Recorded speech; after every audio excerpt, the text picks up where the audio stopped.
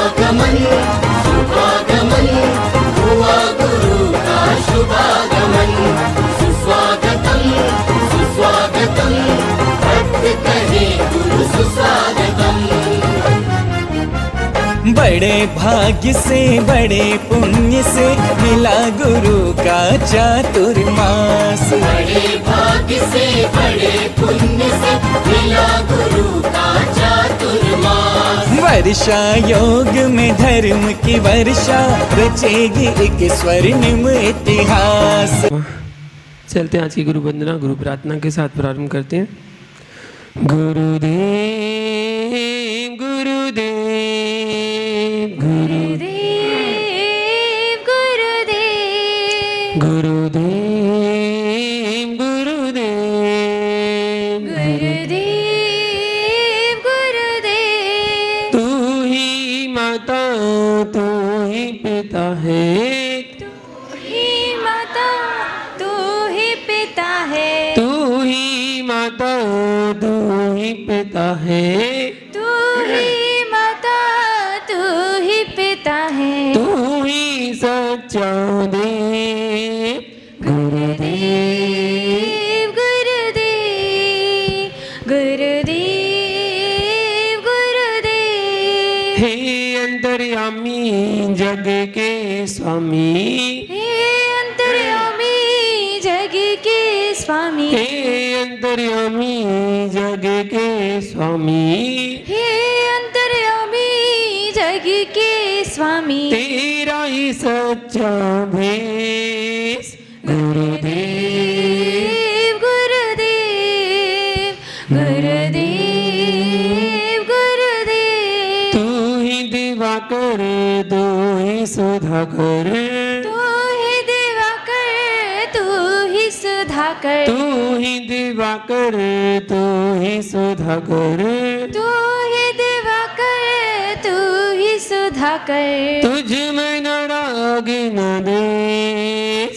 गुरुदेव गुरुदेव गुरुदेव गुरुदेव। जन जन की प्यारी आँखों के तारे, जन जन के प्यारे आँखों के तारे, जन जन के प्यारे गुरुवर हमारे, जन जन के प्यारे गुरुवर हमारे। तुझ में न कोई भेद।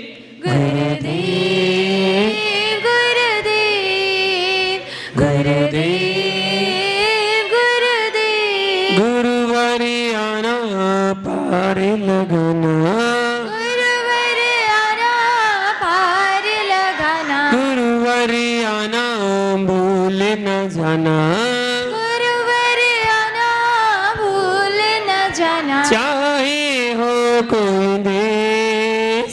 गुरुदेव गुरुदेव गुरुदेव गुरुदेव। तू ही सहारा तू ही किनारा, तू ही सहारा तू ही किनारा, तू ही सहारा तू ही किनारा, तू ही सहारा तू ही किनारा। तू ही हमारा देव।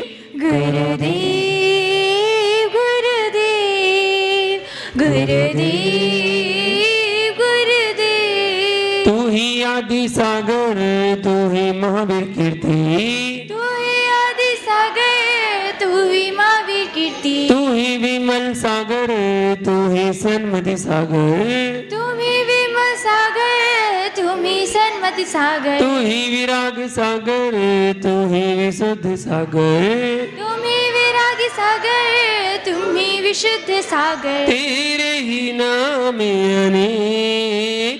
गुरुदेव गुरुदेव गुरुदेव गुरुदेव। तू ही विराग सागर तू ही विभंजन सागर, तुम ही विराग सागर तुम ही विभंजन सागर। तेरे ही नाम अनेक। गुरुदेव गुरुदेव गुरुदेव गुरुदेव। जय बोले गुरुवर श्री विराग सागर जी महामुनि राज्य की जय हो। कीर्ति गौड़ करेंगे सभी लोग। हे भगवान, हे आज भगवान, दिन भर में आज दिन भर हमारे द्वारा हमारे द्वारा जाने अनजाने में जाने अनजाने हमारे मूल गुणों में, हमारे मूल गुणों में, हमारे उत्तर गुणों में, हमारे उत्तर गुणों में, हमारे कर्तव्यों में, हमारे कर्तव्यों में, हमारे व्रतों में हमारे व्रतों में जो भी अतिचार, अतिचार, अनाचार अनाचार या दोष लगे हो, दोष लगे हो, उसके लिए हम सभी प्रतिक्रमण करते हैं। प्रतिक्रमण करते हैं। हमारे द्वारा हमारे द्वारा आज दिन भर में जो भी एक इंद्री, दो इंद्री, तीन इंद्री, चार इंद्री, पंच इंद्री जीवों की मन वचन काय से मन वचन कृत कारित अनुमोदना से कृतकारित अनुमोदना विराधना हो गई हो, साधना हो गई हो, तो उसके लिए तो उसके लिए हम सभी क्षमा क्षमा मांगते हैं। क्षमा मांगते हमारे द्वारा हमारे द्वारा आज दिन भर आज में दिन भर में जो भी क्रोध किया गया हो, क्रोध किया मान किया हो, मान किया हो, मायाचारी की हो, मायाचारी लोभ की हो, किया हो, लोभ किया हो, हिंसा की हो, हिंसा की झूठ हो, बोला हो, झूठ बोला चोरी हो, की हो, चोरी की हो, कुसील किया हो, कुसील किया हो, परिग्रह जोड़ा हो, परिग्रह जोड़ा सप्त हो, व्यसन किए हो, सप्त व्यसन किए देव हो, शास्त्र गुरु की देव शास्त्र गुरु की निंदा आलोचना की हो, निंदा आलोचना किसी की हो, मुनिराज की किसी मुनिराज निंदा की में निंदा में कोई सहयोग किया हो, कोई सहयोग किया मेरे द्वारा मेरे द्वारा जिन धर्म की जिन धर्म की अप्रभाव न हुई हो, अप्रभाव न हुई उसके हो, लिए उसके लिए हम सभी मन वचन काय से मन वचन काय से क्षमा मांगते हैं। क्षमा मांगते हमारे हैं। सारे पाप हमारे सारे पाप मिथ्या हो। मिथ्या हो। हे भगवान, हे भगवान, आज दिन भर में आज दिन भर हमारे द्वारा हमारे द्वारा खाने में, खाने में, पीने में, पीने में, चलने में, में, फिरने में, फिरने में, उठने में, उठने में, बैठने में, बैठने सोने में, सोने बोलने में, बोलने घर के में, काम करने में, घर के यदि काम- किसी जीव को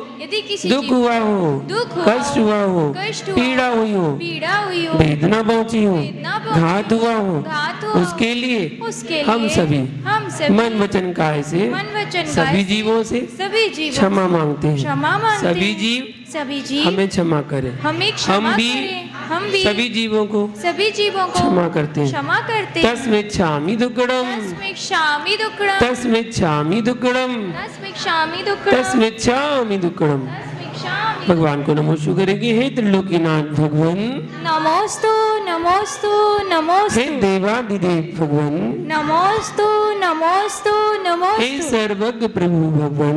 नमोस्तु नमोस्तु नमोस्तु ढाई दीप में विराजमान 3 कम 9 करोड़ मुनि राजों के चरणों में हमारा बारंबार नमोस्तु नमोस्तु नमोस्तु पूज्य गुरु और विराग सागर जी, विशुद्ध सागर जी को हमारा बारंबार नमोस्तु नमोस्तु नमोस्तु। परम पूज्य पाध्याय श्री विभंजन सागर जी मुनिराज को हमारा बारंबार नमोस्तु नमोस्तु नमोस्तु। आपस में सभी लोग हंस के कस के मुस्कुराते हुए जय जिनेन्द्र। भगवान की जयकारा लगाए मिलकर। आदिनाथ भगवान की जय जय जय चंदा प्रभु भगवान की जय जय जय वासुभोज भगवान की जय जय जय शांतिनाथ भगवान की जय जय जय नेमिनाथ भगवान की जय जय जय पारिशनाथ भगवान की जय जय जय महावीर भगवान की जय जय जय गुरुवर विराग सागर जी मुनिराज की जय जय जय गुरुवर विशुद्ध सागर जी मुनिराज की जय जय अहिंसा में विश्व धर्म की जय जय जय विभंजन सागर जी मुनि राज्य की जय जय जय समस्त मुनि संघ की जय जय जय। कुछ गम ऐसे होते हैं जो बताए नहीं जाते, कुछ गम ऐसे होते हैं जो बताए नहीं जाते, कुछ आंसू ऐसे होते हैं जो बहाए नहीं जाते, कुछ आंसू ऐसे होते हैं जो बहाए नहीं जाते, कुछ बातें ऐसी होती हैं जो सुनाई नहीं जाती, कुछ बातें ऐसी होती हैं जो सुनाई नहीं जाती, और कुछ यादें ऐसी होती हैं जो भुलाई नहीं जाती। चलते हैं, जाप करते हैं, सभी लोग तैयार हो जाएं। आज जितनी होगी उतनी सही। अष्टांग सम्यक दर्शनाय नमः, अष्टांग सम्यक ज्ञानाय नमः, त्रिदश सम्यक चारित्र्यभ्यो नमः। ओम ह्रीं मरहं नमः, ओम ह्रीं मरहं नमः, ओम ह्रीं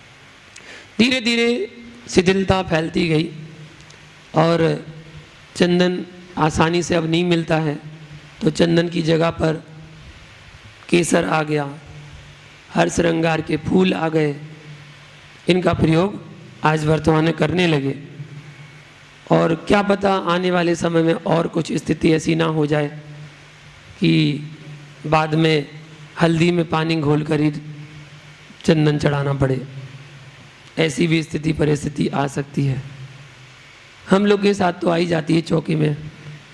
जब चौके में पूजा होती है तो चौके में थाली में जब चंदन लाना भूल जाते हैं तो एक ही शब्द निकलता है, बोले हल्दी ले आओ, थोड़ी सी हल्दी ले आओ। और हल्दी ले आओ और थोड़ी सी उसमें चुटकी में पानी डाला, सो वो चंदन बन गया। और उसी को थोड़ा सा पानी लिया हो तो चावल में डाल दिया तो पुष्प बन गए, और उसी में थोड़ा सा नैवेद्य में लपेट दिया तो वो दीप बन गई। तो इसका प्रयोग भी करने लगे हैं। चंदन कैसे चढ़ाना चाहिए? तो अपने दोनों हाथों की अनामिका उंगली में चंदन लेकर चढ़ाना चाहिए। या फिर इतना चंदन नहीं है आपके हर पूजा में चढ़ाने का, तो फिर चंदन का घोल बना लेना चाहिए। चंदन का घोल बना लो, एक लोटिया पानी में 2 बूंद चंदन की डाल दो, सो वो रंग बदल जाएगा पानी का, वो चंदन कहलाने लगेगा। घोल बना के कल से भर भर के फिर तो 3 धारा में हमें चंदन को चढ़ाना चाहिए। खाली कलश में हमें धारा छोड़ते हुए चंदन चढ़ाना चाहिए दोनों हाथों से। ये चीज़ हमेशा याद रखना, हर क्रिया को दोनों हाथों से किया जाता है, क्योंकि जिसके दोनों हाथ हैं वही पूजा पाठ करने का अधिकारी है। जिसके दोनों पैर हैं, दोनों हाथ हैं, दोनों आँख हैं, दोनों कान हैं, अंग उपांग सभी हैं, वही पूजा करने का अधिकारी है। तो जब आपको दोनों हाथ मिले हैं तो क्यों ना दोनों हाथ का उपयोग करें। फिर एक हाथ का उपयोग क्यों? दोनों हाथ का प्रयोग हमें करना चाहिए। चाहे जल चंदन अक्षत पुष्प चढ़ाएं, चाहे नैवेद्य दीप धूप फल चढ़ाएं, कुछ भी चढ़ाएं, आपको दोनों हाथ का ही उपयोग करना चाहिए। अब आगे बताते हैं चंदन चढ़ाने का फल क्या है। चंदन तो चढ़ाया, उसका फल क्या है? तो आचार्य भगवान वसुनंदी श्रावकाचार ग्रंथ और सागर धर्मामृत, ये 2 ग्रंथ हैं, उनमें चंदन चढ़ाने का फल बताया गया है। चंदन विवीणरो जावई सुहग संपन्नो, अर्थात चंदन चढ़ाने से मनुष्य सौभाग्य से संपन्न होता है एवं सुगंधित शरीर की प्राप्ति होती है तथा संसार ताप से भी छुटकारा को पाता है जो चंदन चढ़ाता है। अब आगे अगली तरफ कौन सी? अक्षत। अक्षत क्यों चढ़ाया जाता है? अक्षत का अर्थ है जो छत ना हो। छत मतलब टूटा ना हो, वह है अक्षत। जिसने टूटे चावलों को चढ़ाया उसने अक्षत को नहीं समझा, उसने अक्षय को भी समझा ही नहीं है। अक्षय पद की प्राप्ति के लिए अक्षत चढ़ाते हैं। जिसका क्षय ना हो वह कहलाता है अक्षय। ऐसे पद की प्राप्ति हेतु अक्षत चढ़ाए जाते हैं। संसार के पद तो समय समय पर परिवर्तित होते जाते हैं, होते रहते हैं। ज्ञानी सोचता है मुझे ऐसा पद नहीं चाहिए जो छूट जाए, उसे तो मोक्ष रूपी शाश्वत पद चाहिए। इसी भावना से वह अक्षत पूजा में चढ़ाता है। कैसे चढ़ाना चाहिए? अक्षत को दोनों मुट्ठियों में भर के, दोनों मुट्ठियों के अंगूठों को अंदर करके और फिर छोड़ना चाहिए। सफेद चावल का नाम रख दिया अक्षत, है ना। अब आगे चलते हैं पूजन। तो पूजन में पुष्प क्यों चढ़ाए जाते हैं? क्रम से चल रहा है ना। पुष्प का अर्थ होता है फूल, जिसमें जीव ना हो, हिंसा ना हो, अहिंसा का ध्यान रखते हुए पुष्प का प्रयोग कर सकते हैं, करना चाहिए। कहीं फूलों को भी चढ़ाते हैं और कहीं डुप्लीकेट करके चावलों को रंग कर डुप्लीकेट बना के और वो पुष्प चढ़ाते हैं। ये अपने अपने प्रांत की परंपरा है। पुष्पों में लवंग का प्रयोग भी कहीं कहीं होता है, कर सकते हैं। फूल जो है वह मोह वर्धक है। कामदेव को भी पुष्प प्रिय होता है। फूल को आकर्षण रूप माना है, इसलिए काम रूपी बाणों को विनाश करने के लिए हम भगवान के चरणों में पुष्प को समर्पित करते हैं। पुष्प कैसे चढ़ाना चाहिए? तो अपने दोनों हाथों को पुष्प भरकर और दोनों हाथों को खोलकर ऐसे चढ़ने वाली थाली में पुष्प वृष्टि के साथ बरसाना चाहिए। ये कहलाता है पुष्प वृष्टि। उसके बाद पूजन। पुष्प के बाद पूजन में क्या चढ़ाना है? नैवेद्य चढ़ाना है। अब पहले पुष्प कैसे चढ़ाना चाहिए जाना, अब नैवेद्य के बारे में जानते हैं कि नैवेद्य के क्यों चढ़ाया जाता है। नैवेद्य का अर्थ होता है व्यंजन। नैवेद्य का अर्थ होता है पकवान जो शुद्ध देसी घी से बनाए जाते हैं। फल उत्तम हो तो उसका फल भी उत्तम ही मिलता है। उत्तम फल तभी मिलेगा जब हम उत्तम द्रव्य चढ़ाएंगे। तो उत्तम द्रव्य चढ़ाकर उत्तम फल की प्राप्ति करते हैं। हम चाहते हैं मोक्ष रूपी फल, लेकिन सड़े, खोखले, बादाम, सुपारी जो भजन में भी हल्की हो, भजन में कैसी हो? हल्की हो, ज्यादा चढ़ जाती है। तो भजन में हल्की हो, कम हो, उसको चढ़ाते हैं। हमारी लोभी भावना ऐसी होती है, तभी तो सही फल हमें नहीं मिल पाता है। यदि हमारी भावना सस्ते सड़े हुए फल चढ़ाने की रहेगी तो फल भी हमें मोक्ष का नहीं मिलेगा। हमारा मन पवित्र होना चाहिए। पवित्र भावना से उत्तम फलों को चढ़ाना चाहिए, तभी उत्तम मोक्ष रूपी फल की प्राप्ति हमें होती है। ऐसे करना चाहिए। वो ही पुष्प है, उसी को ही पुष्प कहते हैं। ऐसा पुष्प नैवेद्य, अच्छे व्यंजन पकवान चढ़ाना चाहिए। बोलते तो हैं, बोलते तो सब है, अच्छे अच्छे शब्द, इतने अच्छे शब्दों का प्रयोग करते हैं बोलने में। कहते हैं चंपा चमेली केवड़ा के, चंपा चमेली केवड़ा के। केवड़ा पुष्प इतना खुशबूदार होता है कि अगर आपके हाथ में अगर केवड़ा का पुष्प रख दिया जाए और फिर आपने उसको छोड़ दिया तो आपके हाथ से खुशबू नहीं जाएगी, इतना खुशबू छोड़ती है वो केवड़ा का पुष्प। बोलते तो कितने अच्छे हैं और चढ़ाते पीले चावल। ऐसे ही जब नैवेद्य चढ़ाते हैं तो बोलते तो बाबर फैनी गुजिया लेकर तेरे चरणों में आया। झूठ बोलता है। बाबर फैनी गुजिया कहाँ लाया? कहाँ लाए? एक गोले में से इतना सा टुकड़ा,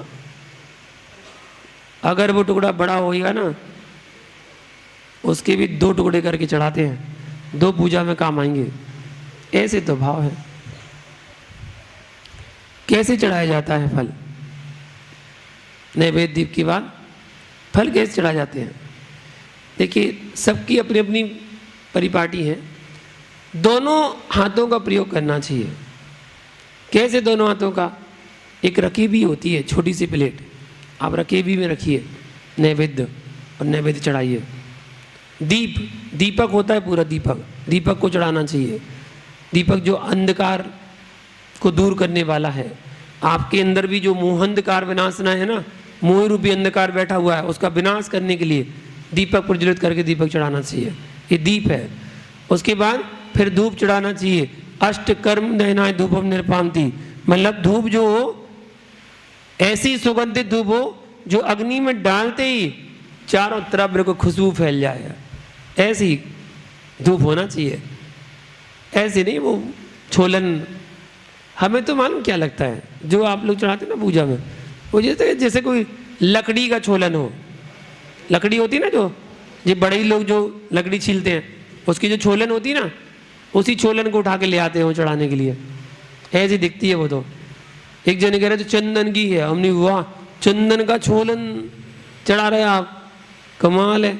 चंदन तिलक लगाने में तो उपयोग नहीं कर रहे और छोलन चढ़ा रहे आप, छील छील के चढ़ा रहे चंदन को, वाह क्या बात है।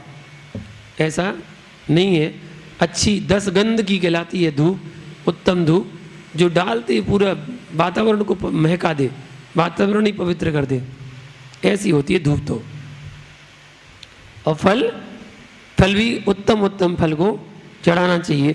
छोटी प्लेट में सब सामग्री ले सकते हैं। धूप चढ़ाने के लिए केवल 3 उंगली का प्रयोग करते हैं, ये 3 उंगली का प्रयोग धूप चढ़ाने के लिए करते हैं। और फल को दोनों हाथों से पकड़िएगा, दोनों हाथों से पकड़कर फिर फल को समर्पित करें, और नहीं हो तो रकीबी में, प्लेट में, छोटी प्लेट में रखकर दोनों हाथों से थाली में समर्पित करना चाहिए। फल को हमेशा थाली व टेबल पर सीधा चढ़ाना चाहिए, अर्थात फल का तोड़ा हुआ स्थान भगवान की तरफ होना चाहिए और नुकीला स्थान अपनी तरफ होना चाहिए। इस तरीके से हम फल को समर्पित कर सकते हैं, और वो भी मोक्ष फल की प्राप्ति के लिए।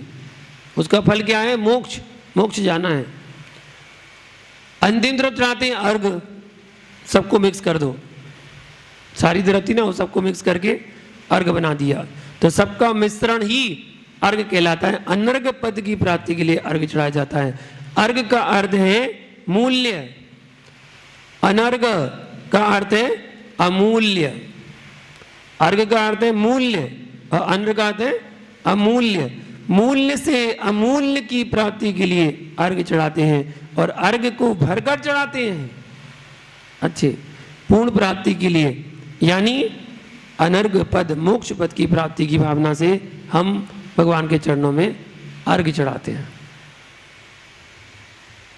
कंजूसी तो इतनी करते हैं। अर्घ में जब चढ़ाते हो ना, तो अर्घ को थोड़ा सा लेके देखो जरा क्या क्या है उसमें।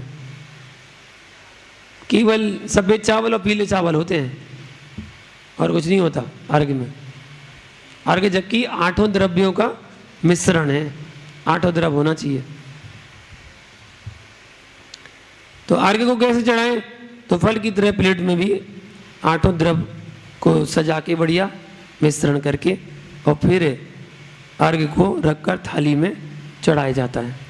दिखने में भी सुंदर लगना चाहिए, चढ़ाने में भी भाव आना चाहिए, आनंद आना चाहिए। अर्घ, पूर्ण अर्घ, मंगलार्घ, महाअर्घ, इतने सारे नाम होते हैं। इनमें क्या अंतर है?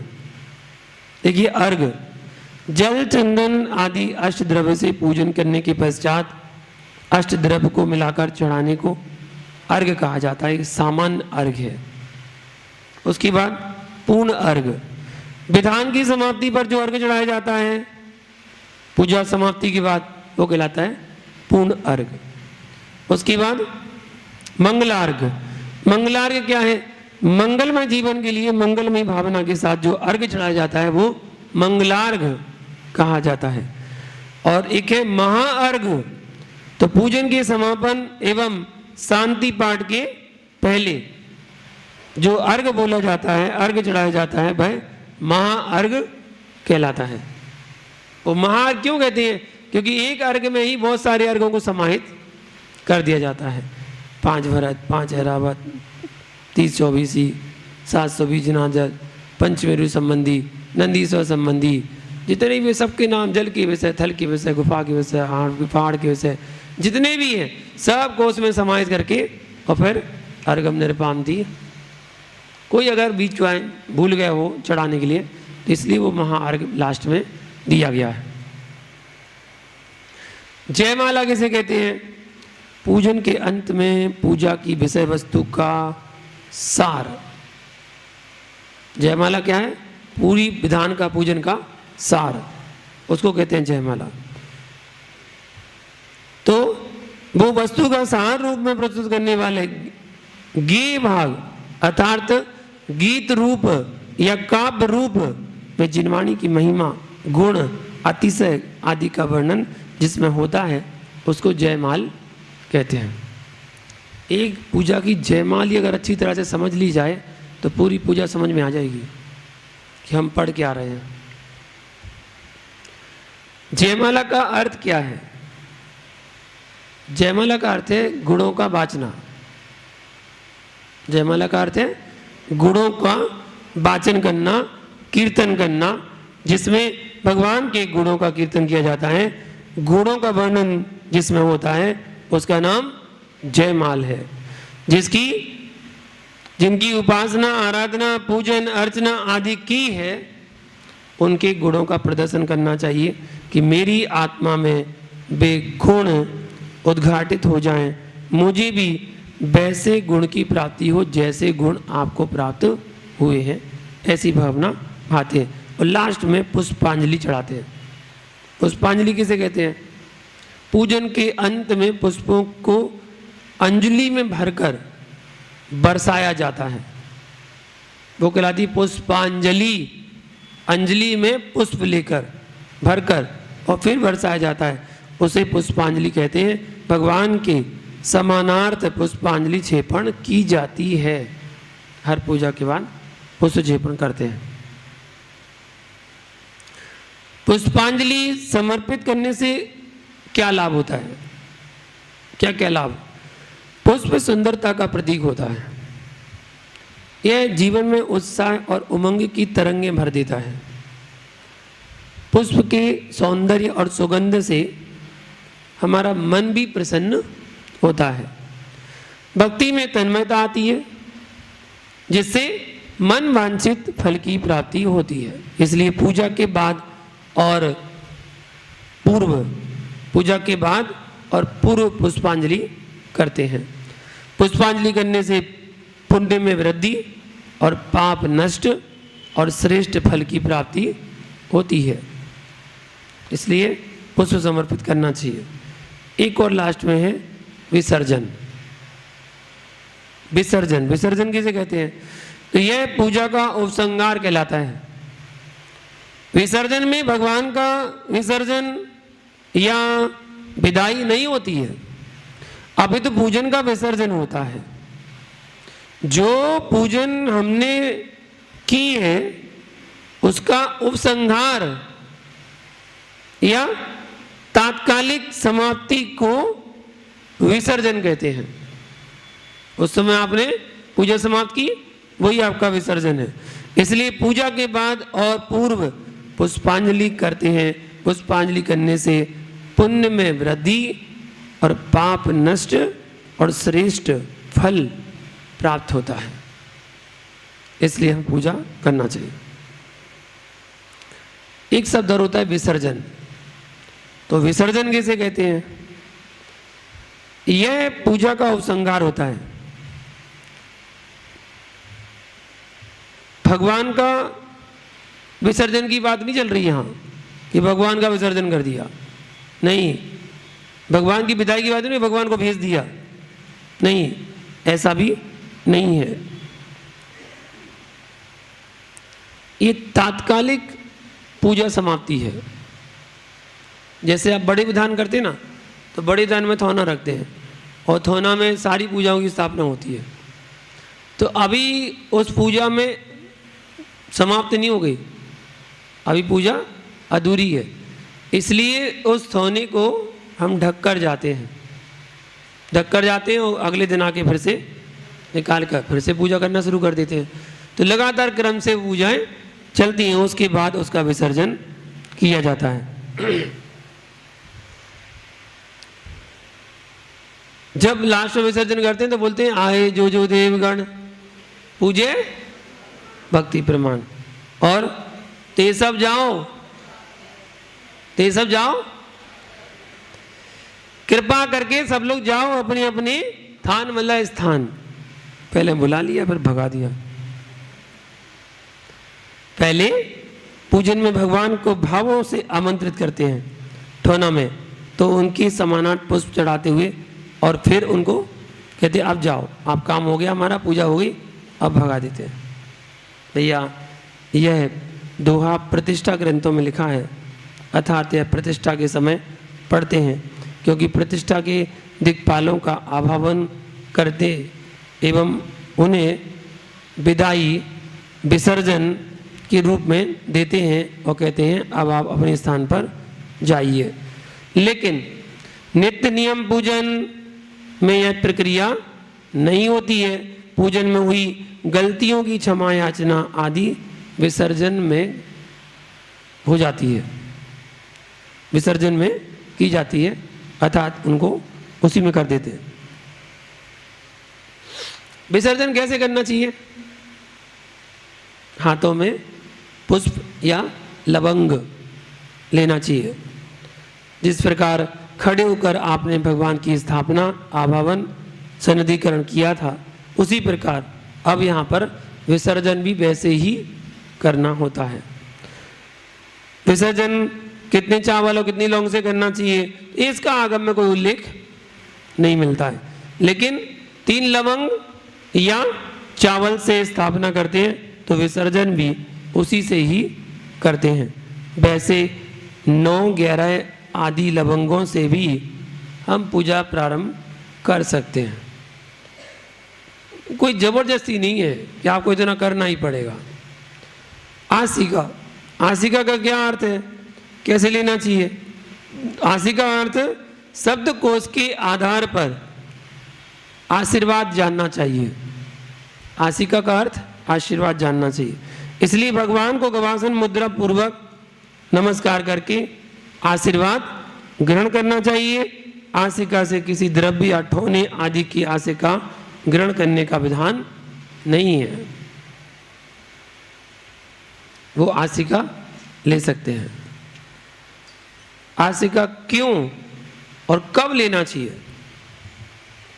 जिस समय भव्य जीव संस्कारों को पाकर परम ब्रह्म को प्राप्त होता है, उस समय आचार्य लोग आशीर्वाद रूप वचनों से उसकी प्रशंसा करके उसे पुष्प अथवा अक्षत से जिनेंद्र भगवान की आसिका ग्रहण कराते हैं। अर्थात जिनेंद्र देव की पूजा से बचे हुए पुष्प अथवा अक्षत उसके सिर आदि अंगों पर रखवाते हैं, क्योंकि यह एक प्रकार का स्थितिकरण है और धर्म है, अत्यंत उत्साह बढ़ाने वाला है, ऐसा आदि पुराण ग्रंथ में बताया गया है। चलिए शेष विषय आगे देखेंगे कि ये चीज समझ लो, ठोना के जो पुष्प है ना, उन पुष्पों का गंधोदक लेना चाहिए या नहीं? लोग जल डालते हैं, गंधोदक लेते हैं, जल भी लेना चाहिए ना?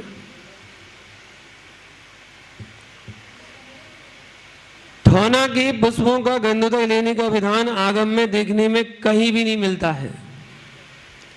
ठोने पर आभावन आदि स्थापना के पुष्प पूजन के संकल्प के साथ चढ़ाए जाते हैं। इन पुष्पों में किसी देव की मान्यता नहीं है, ये तो केवल संकल्पित होने के लिए पुष्प क्षेपण किए जाते हैं। अब उसकी आस का लेके लोग नई नई परिपाटी शुरू कर देते हैं। हमारे विद्वान पंडित लोग ज़्यादा ज्ञानी हो जाते हैं, विधान करवाते हैं, बड़ा विधान, पूजा की स्थापना की ठोने में, उसके बाद वो लोगों को सबको बांटेंगे। ये सब लोग बोले पूजा की, विधान की, सिद्ध चक्र विधान की, आवामन की, ठोना की लौंगे हैं, तिजोरी में संभाल के रखना। क्या होगा? बोले धन बढ़ेगा। कमाल है, धन बढ़ेगा। चढ़ी चढ़ाई वस्तु को घर में ले जाने से धन बढ़ेगा। मिथ्या फैलती जाती है। एक करता है शुरू और उसके बाद धीरे धीरे सबके होने लगती है। गिर गिर पड़ते हैं, गिर गिर, हमें चाहिए लौंग, चाहिए लौंग, चाहिए हमें चाहिए। इसका कोई विधान शास्त्रों में उल्लेख नहीं मिलता है और नहीं करें तो अच्छा है। विसर्जन के पश्चात स्थापनों के पुष्प लवंगों का फिर क्या करना चाहिए?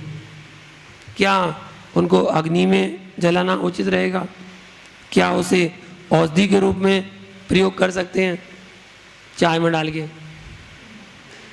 चाय बन रही है, एक लौंग डाल दो, औषधि है, बोले भगवान की पूजा हुई थी इससे, औषधि बन गई अब तो वो, तो चाय में डाल डाल के पी रहे हैं। भैया विसर्जन पूजा का समापन है, अतः विसर्जन के पश्चात होने पर स्थापित किए पुष्प या लवंग को अग्नि में समर्पित ना करें, क्योंकि उनमें किन्हीं देवताओं की कल्पना नहीं की गई है। वह केवल संकल्प पुष्प हैं, चढ़ाई गई सामग्री में ही डाल दें। इनका प्रयोग औषधि के रूप में भी नहीं करना चाहिए। पूजन के अंत में शांति पाठ क्यों पढ़ा जाता है? क्योंकि शांति पाठ में सर्वभूत हित कामना संग्रहित है, सबके हित की कामना की जाती है। पूजन को मात्र अपने कल्याण के उद्देश्य से नहीं करना चाहिए, अपने कल्याण के साथ साथ समस्त जीवों का कल्याण हो, ऐसी भावना होना चाहिए। समस्त जीवों का कल्याण जिसमें निहित हो, वही सच्ची प्रार्थना और वही सच्ची पूजा होती है। शांति पाठ में विश्व में सर्वत्र शांति सुख इसकी कामना है। इसे विसर्जन के उपरांत बोलते हैं और समस्त सृष्टि की शांति कल्याण आदि की भावना से ओतप्रोत यदि समय हो तो शास्त्र का वाचन पठन अवश्य करें। यदि समय कम हो तो जाप से भी काम चल सकता है, जाप कर लेना चाहिए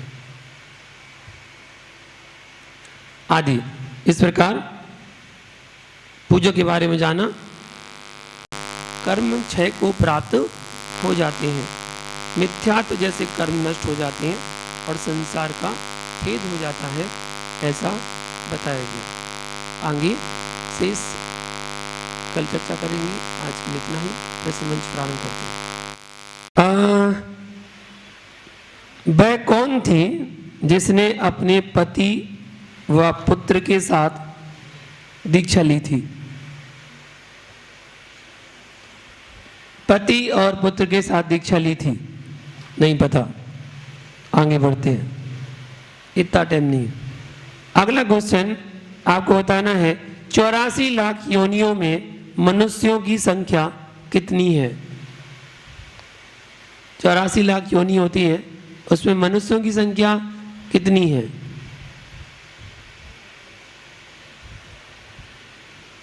बताइए, ममता जी आप बताइए। 4 लाख, बिल्कुल गलत जवाब। हाँ बताइए।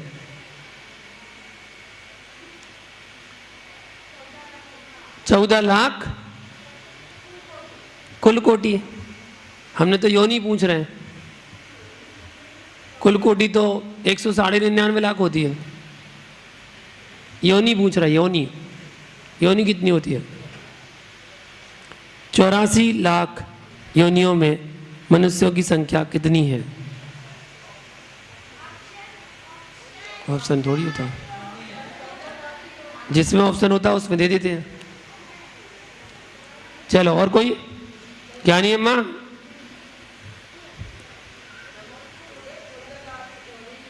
14 लाख योनि, कुल कोटि तो नहीं होती है। उन्होंने कुल कोटि बोला था, योनि होती है। पक्का आपको याद है? आपने पढ़ा है? कौन से ग्रंथ में पढ़ा?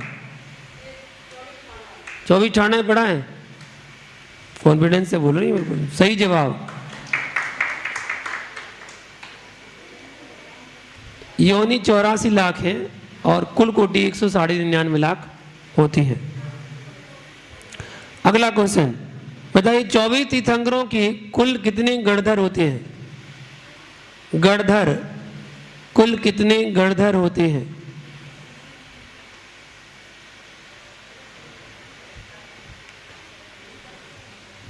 अरे आप लोग को नहीं पता, चलो इन्हीं में से पूछ ले रहे फिर तो।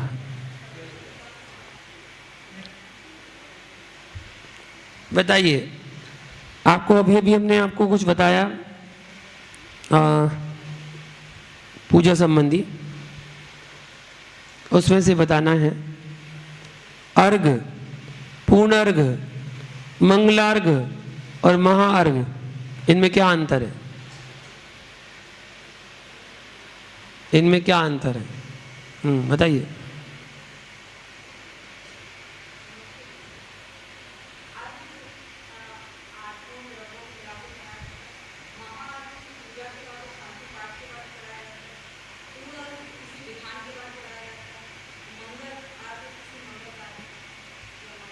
मंगल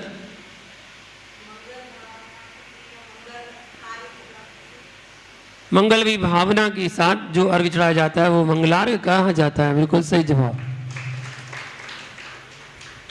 हाँ,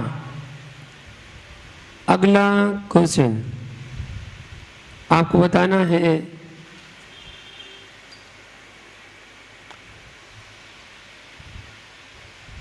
अभी हमने आपको 2 ग्रंथों के नाम बताए थे जिसमें चंदन चढ़ाने का फल बताया गया है। वो 2 ग्रंथ कौन कौन से बताए थे जिसमें चंदन चढ़ाने का फल बताया गया है? 2 ग्रंथों के नाम।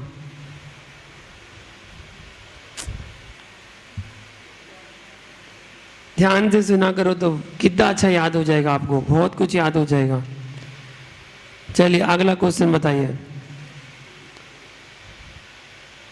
प्रद्युम्न मुनि का मोक्ष कहां से हुआ? प्रद्युम्न मुनि का मोक्ष कहां से हुआ? हाँ जी बताइए अध्यक्ष जी। किन्नार जी से, एक बार हो भी चुका। बिल्कुल सही जवाब।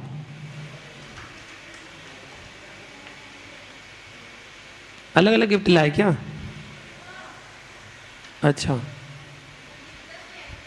फिर वो छांटा छांटी करेंगे लोग।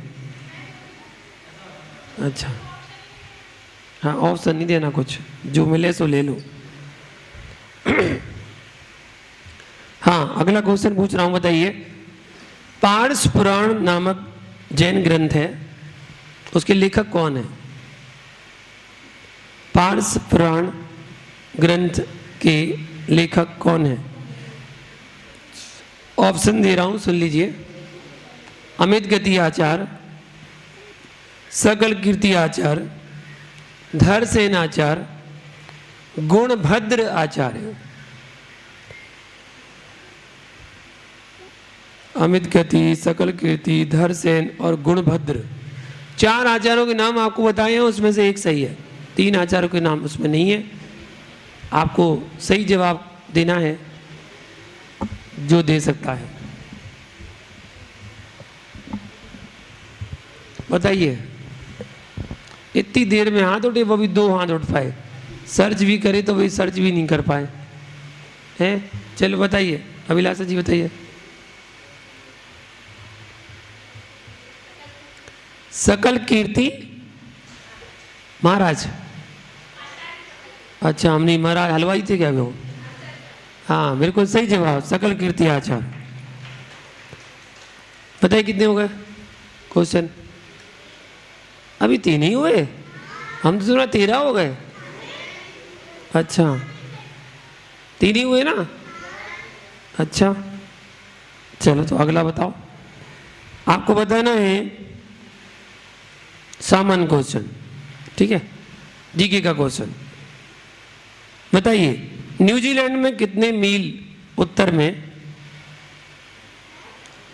न्यूजीलैंड से कितने मील उत्तर में फिजी देश है?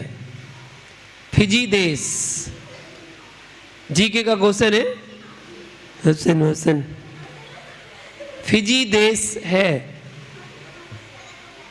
कितने मील?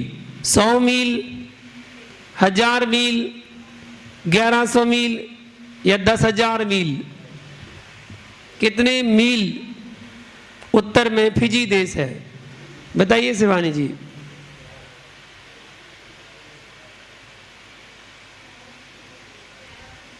$1100 मील, बिल्कुल सही जवाब। 1100 मील उत्तर में फिजी देश है। जीके अच्छी कर लो, जीके बढ़िया। लेकिन ये अभी सर्च कर पाओगे? 10 लक्ष्य में नहीं करने देंगे। उसमें तो जिसने करे उसको तो फाइन है 1000 का। हाँ, उसी दिन देना पड़ता है। चलिए अगला क्वेश्चन बताइए।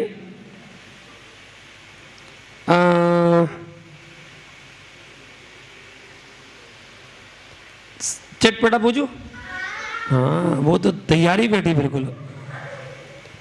बताइए, एक रूमाल है, उस रूमाल में 4 कोने हैं, है ना? एक कोना काट दिया तो कितने कोने बचेंगे? बता छोटी, ये वाली छोटी बता रही है, बता बेटा, जल्दी बताओ। 3 बचेंगे पक्का? गलत जवाब।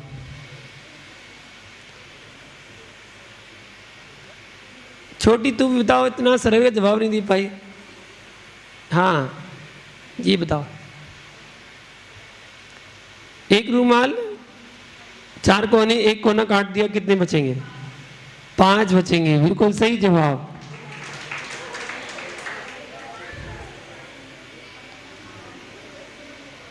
एक कोना काटेंगे तो 2 कोना बन नहीं जाएंगे छुटकी? अगला क्वेश्चन आपको बताना है,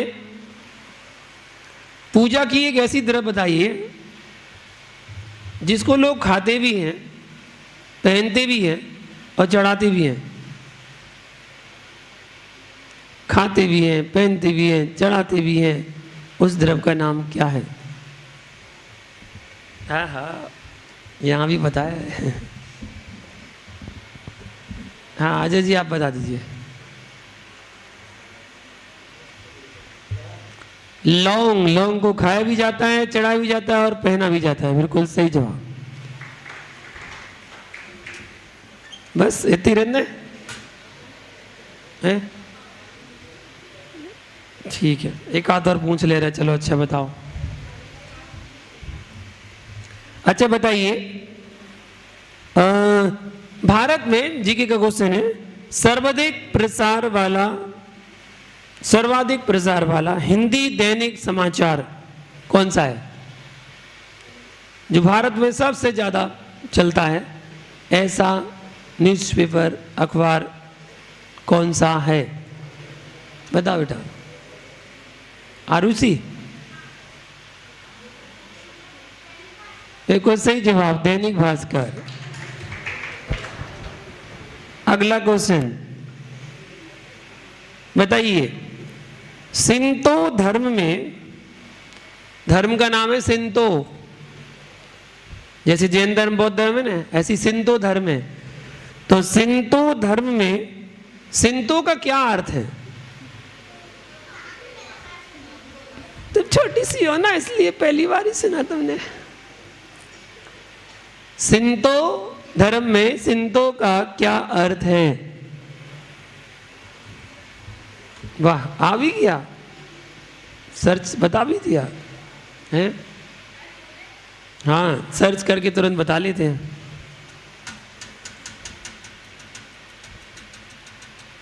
बताओ दूसरी ज्ञानी में वहां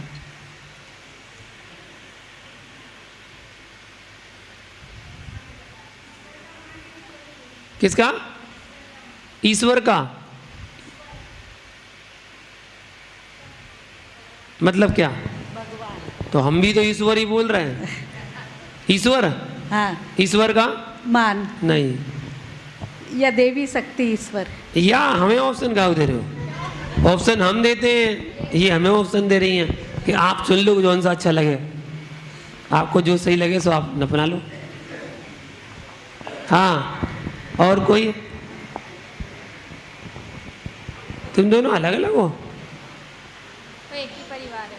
एक ही परिवार के ना? एक ही परिवार, एक परिवार में एक ही गिफ्ट जाता है, हैं? वो कह रही है एक ही है, वो कह रही एक ही है, तुम कह रही अलग अलग, ऐसा कैसे?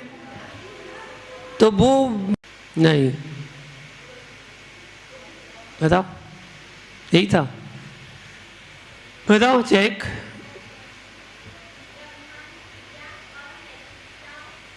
इतना सारा लंबा, इतना बड़ा नहीं है, केवल 2 शब्द का तो जवाब है। नहीं नहीं नहीं, चलो अच्छा हम ऑप्शन दे रहे हैं, उसमें से चुन लेना, ठीक है? वैसे कोई भी बता देगा, हम ऑप्शन देंगे तो कोई भी बता देगा। चलो पहले वो बता रही हैं, बताइए।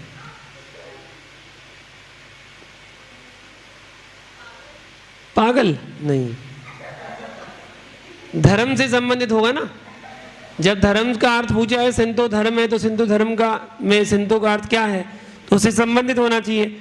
और ऑप्शन सुनते ही आपको आ जाएगा, लेकिन बस जल्दी से बोलना जिससे 51 माला फेरने को मिल जाए। तुरंत जवाब देना, ठीक है? ओके, सुनिएगा। सिंधु धर्म में सिंधु का क्या अर्थ है? ऑप्शन है, आपको बताना है संसार का मार्ग। ऑप्शन नंबर 1 संसार का मार्ग, दूसरा रास्ते का मार्ग, तीसरा आत्मा का मार्ग, और चौथा जापान का मार्ग। ये तो कोई भी बता देगा। चलो हाँ बताओ, वो बता रहे। देखो सही जवाब आत्मा का मार्ग। अब कितने हुए क्वेश्चन? 7 हुए। हाथ खड़े करो जिनके सही जवाब हुए। 1 2 3 4 5 6 7 8 9 हो गए। अंतिम क्वेश्चन बचा है। चलिए एक अंतिम क्वेश्चन आपके लिए, और आपको बताना है राजगिरी नगरी की चौथी पहाड़ी का नाम क्या है? राजगिरी नगरी की चौथी पहाड़ी का नाम क्या है? जो बहुत कम लोग जाते हैं उस पहाड़ी पर, सुनसान रहता है इसलिए। बताइए। नहीं, बताओ। उदय, ये किसके यहाँ आया है? यहाँ अकेला है? अच्छा, पढ़ता है। बिल्कुल सही जवाब उदयगिरी। चलिए कल के लिए नियम देते हैं, और नियम है वासुपूज भगवान का कल चालीसा पढ़ने का नियम, और खाने पीने में कल का त्याग करेंगे। कल जलेबी खाने का त्याग, ना, मीठे का त्याग कराएंगे। जय बोलो शांतिनाथ भगवान की। अभी सब लोगों को पुस्तक मिलेगी, एक परिवार में लेकर जाना। एक परिवार में एक बुक लेनी है। वो प्राणेश जैन, रेणु जैन, सूरजर विहार दिल्ली वालों की तरफ से यहाँ पर दिए जा रहे हैं।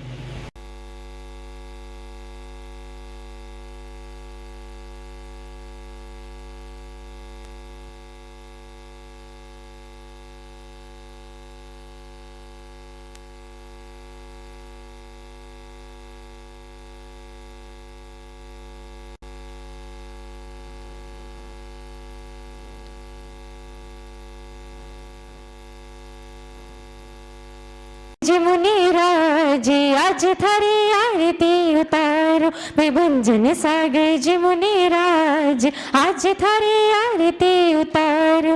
आरती उतारो धरे मुहूर्त निहारो, आरती उतारो धरे मुहूर्त निहारो, मैं भंजन सागर जी मुनिराज आज थारी आरती उतारो। क्षेत्र सुनागिरी जन्म लियो है, क्षेत्र सुनागिरी जन्म लियो है, माँ जिन वाणी को धन्य कियो है, माँ जिन वाणी को धन्य कियो है। विरागे सागरे जी के लाल आज थारी आरती उतारो, विभंजन सागर जी मुनिराज आज थारी आरती उतारो।